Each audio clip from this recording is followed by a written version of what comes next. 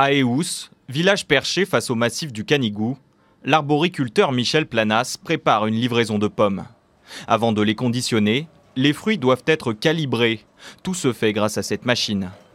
Il y a un cerveau qui détermine, un peson qui détermine les grammages et la machine qui ensuite les oriente. Une fois triées de 90 à 215 grammes, les pommes sont vérifiées par les employés de Michel. On regarde si elles ont des défauts. Celles qui sont bonnes, on les met dans la cagette. Et celles qui ont des défauts, on les met dans une autre cagette. Et celles-là vont aller pour la compote ou pour le jus. D'abord arboriculteur conventionnel, Michel Planas est passé au bio il y a 10 ans, par conviction. Je ne me sentais pas très à l'aise avec ma conscience d'être en conventionnel parce qu'on avait un discours qui ne correspondait pas du tout à la réalité en conventionnel. Quand on a un discours de protection de l'environnement et autres, on ne peut pas avoir ce discours-là quand on est en conventionnel, c'est pas possible. Ce jour-là, Jean Sol, sénateur LR des Pyrénées-Orientales, se rend sur une autre parcelle de Michel Planas, au pied du pic du Canigou. C'est ce que j'appelle, moi, venir prendre le pouls et venir prendre la température. L'arboriculteur fait découvrir à Jean Sol une innovation pour limiter son impact sur l'environnement, un verger surélevé qui permettra d'y laisser pâturer les brebis toute l'année.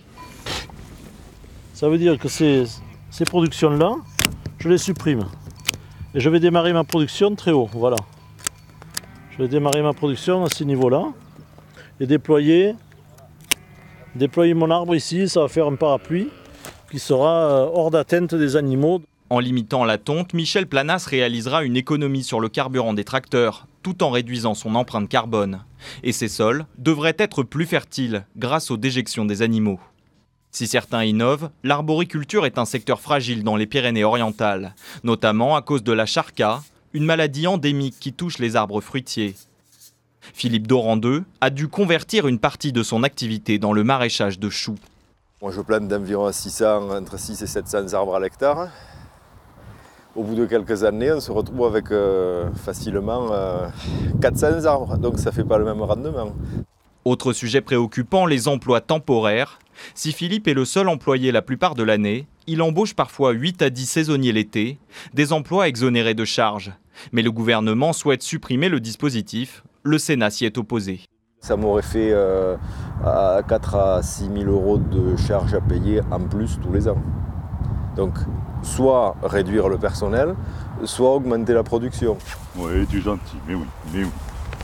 Pour Jean Sol, le maintien du TODE, nom du dispositif mis en place sous Nicolas Sarkozy, est essentiel dans un département où le taux de chômage dépasse les 14%. Ça représentait pour notre seul département 189 euros par salarié, par travailleur occasionnel. On en embauche, on en recrute à peu près 70 000 tous les ans, donc faites le calcul, nous étions à peu près 3,5 millions d'euros qui auraient bien évidemment pénalisé notre département. Les Pyrénées-Orientales comptent près de 16 000 salariés agricoles. Selon la Chambre de commerce du département, 92% d'entre eux sont des travailleurs saisonniers.